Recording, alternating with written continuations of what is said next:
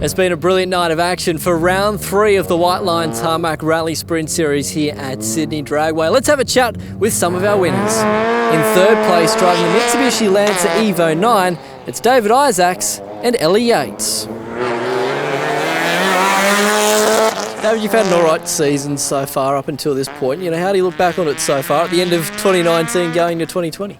The whole course has stepped up, the whole product has stepped up, and everyone has to drive faster and harder, and you have to make every bit count. We've got some help now from Dashsport, looks after the car, and Phil Heafey has been tuning it, and I think it's made the difference. It made the difference today. And Ellie's pace notes actually helped a little bit, so we put together the package tonight for third place outright, which is great. Ellie, you do a fair bit of this stuff from time to time. How does this compare to what you previously used to?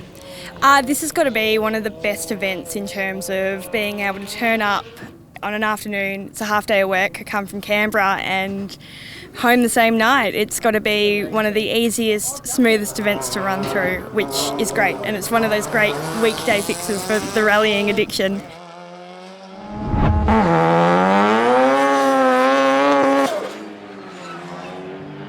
In second place, driving the Mazda RX-7, it's Michael Caine and Tom Vidoklis.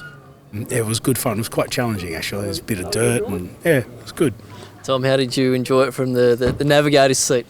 Like always, it's a great organisation, and be with Mick and his car, it's just great. How was it out there in the RX-7? That thing's got some big slick tyres on it, so it must like this sort of conditions. It does. It's not bad. It's good out of slow corners. It hasn't got much power, but it's got really big brakes. So we're not good on the straights, but we're good at the end of the straight. So it's kind of swings and roundabouts. But it's tonight we could have done with an engine that wasn't missing every time we got on the big straight at the back, which was a bit of a pain. But you do what you do. And in first place, driving the Mitsubishi EVO 6, it's Phil Heafey and Michael Hisco. 2 out of 3 so far for this season, but more importantly, your last one, mate. Yeah, it is. We're hanging up the car for a year. My wife and I are going walkabout next year, go travel around this beautiful country of ours, and the car will be waiting for us when we get back. So back to motorsport then. Michael, have you enjoyed it tonight?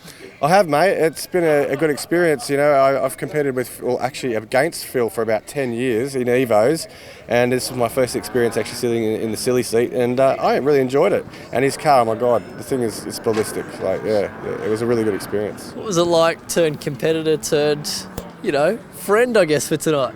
Well, I was hoping he wouldn't kill me, but I was in safe hands. I mean, I've, as I said, driven against Phil for so many years. He's an awesome steerer, and he wins it time after time for that reason. So it was a good experience. I knew I was in safe hands. Phil, after all these years, you said some words at the presentation about how you went to Bathurst the weekend prior and things like that. Just how does this event compare to everything else you've done? And just repeat what you said on the podium, because it was quite poignant, I think. Yeah, so I guess, us who are just average people like to go out and have fun and enjoy themselves.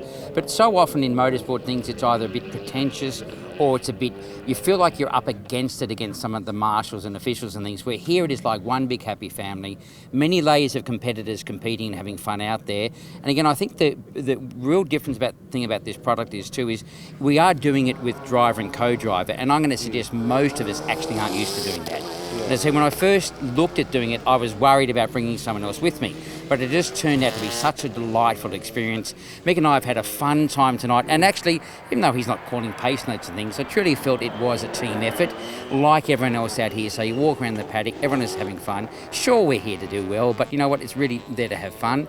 And I just know North Shore Sporting Car Club thought about what does the community want as far as something different in motorsport, because in many areas we're getting lacking number of people coming, and here this is an area that is growing, and for very good reasons.